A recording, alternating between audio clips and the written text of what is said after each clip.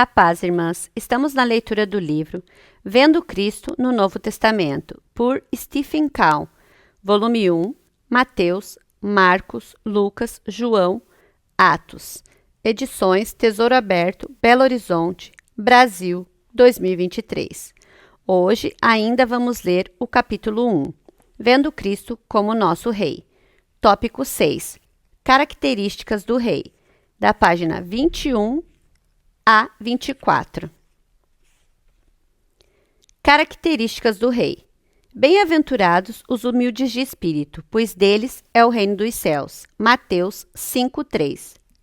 O que significa a expressão, entre aspas, pobre de espírito? Não significa ser espiritualmente pobre, ao contrário. Por ser espiritualmente rico, você pode tornar-se pobre em espírito. Pense no caso do próprio Senhor. Ele era igual a Deus, é o que ele é essencialmente eternamente. Filipenses 2. Ele é igual a Deus, está na forma de Deus, e a palavra, entre aspas, forma, aqui significa caráter interior. Tudo aquilo que Deus é, Jesus é. Ele é rico espiritualmente, ele é pleno. Como vemos na carta aos Colossenses, toda a plenitude da divindade habita nele, permanentemente. Isso mostra quão rico, quão pleno ele é. E por ser tão rico e tão pleno, é capaz de esvaziar-se de si mesmo. Ele era igual a Deus, entretanto, isso não foi algo a que se apegou. Não temos muito do que nos esvaziar porque somos vazios, nada temos, mas pensamos que temos muito. O Senhor Jesus, porém, é rico. Nele está toda a plenitude da divindade. Você consegue imaginar o que é isso? É algo que está além de nosso entendimento. Tudo que Deus é, sua plenitude, tudo habita corporalmente em Cristo, não apenas um momento, mas permanentemente. Ele se esvaziou.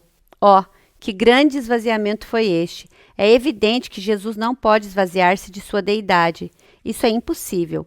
Ele se esvaziou de todas as coisas conectadas com a deidade, sua glória, sua honra, sua adoração. Ele tomou a forma de escravo, não apenas de homem, mas de escravo. Interiormente, ele se tornou um escravo de Deus, seu Pai, por amor.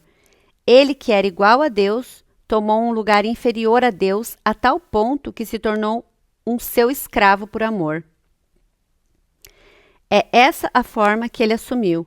Exteriormente, Jesus tomou a forma de homem, recebeu um corpo de carne, a semelhança de carne pecaminosa, mas sem pecado.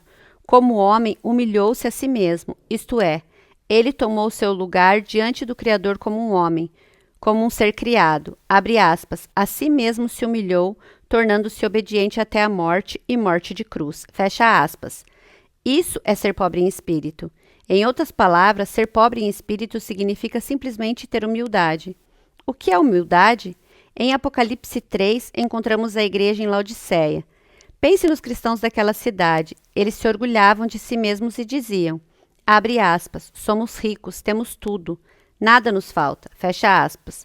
Mas o Senhor disse deles, abre aspas, vocês são pobres, cegos e estão nus. Como somos arrogantes, como somos seguros de nós mesmos, como somos autoconfiantes e autossuficientes. Pensamos que sabemos tudo, que temos tudo e que nada nos falta. A Bíblia diz, abre aspas, a soberba precede a ruína. Fecha aspas, se você é orgulhoso, cairá, mas o homem para quem Deus olha é o pobre, o contrito de espírito e o que treme da sua palavra. Isaías 66:2. Todos somos naturalmente orgulhosos e arrogantes. Nós nos vindicamos, somos autossuficientes, pensamos que é vergonha precisar consultar outras pessoas. Isso é o que somos naturalmente. Mas quando nos achegamos para ser discípulos de Cristo, quando respondemos ao chamado para o reino dos céus, a primeira qualidade de seu próprio caráter que o Rei vai operar em nossa vida é a humildade. Ele tem de transformar nosso modo de pensar. Abre aspas. Eu sou alguém, eu tenho tudo, eu posso fazer tudo por mim mesmo. Fecha aspas. A fim de que pensemos da seguinte maneira.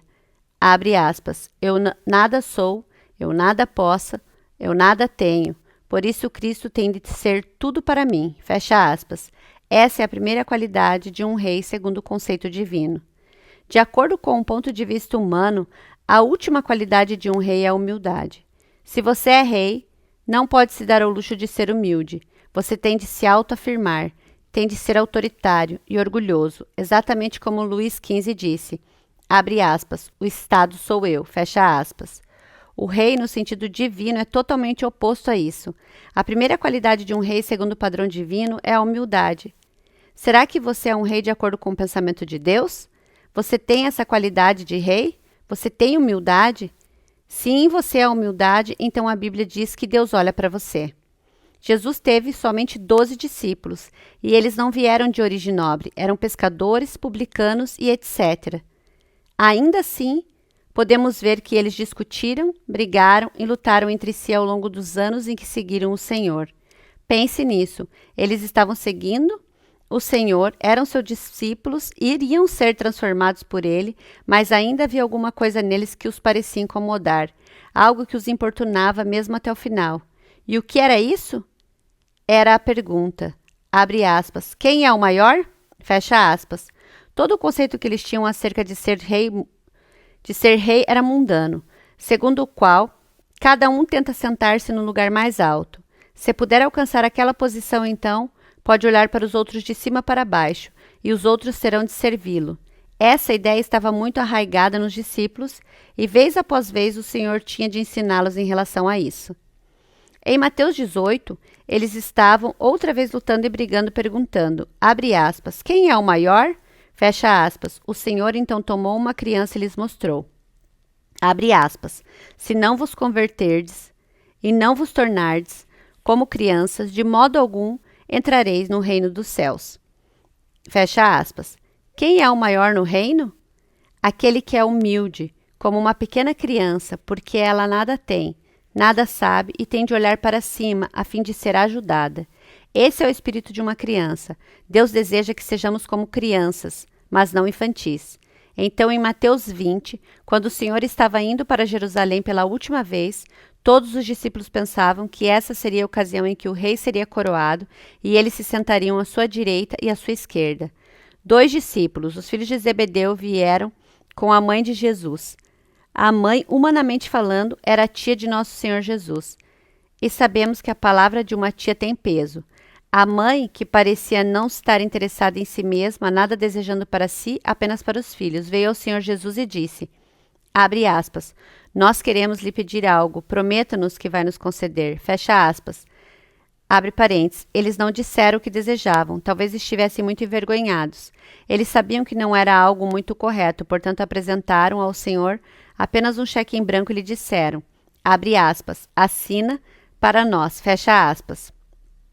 Como o Senhor, fecha parênteses, como o Senhor nunca assina cheques em branco, ele disse, abre aspas, o que vocês querem?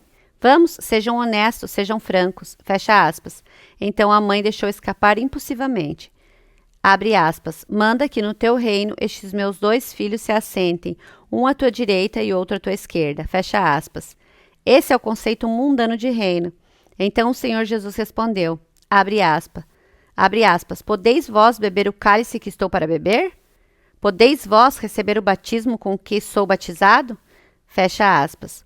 Os 2 filhos de Zebedeu, entre parênteses, os trovões, não sabiam, na verdade, o que era o cálice ou qual o significado do batismo, mas desejavam tanto sentar-se à direita e à esquerda que fariam qualquer coisa que lhes fosse pedida. Portanto, disseram, abre aspas, podemos, fecha aspas. E o Senhor acrescentou, abre aspas, bebereis o meu cálice, mas o assentar-se à minha direita e à minha esquerda mão, me compete concedê-lo. E porém, para aqueles a quem está preparado por meu Pai, fecha aspas. Em outras palavras, o reinado não está em uma posição, mas no beber do cálice e receber o batismo. É nisso que se revela o caráter de rei. Acabamos aqui, irmãs, o tópico 6.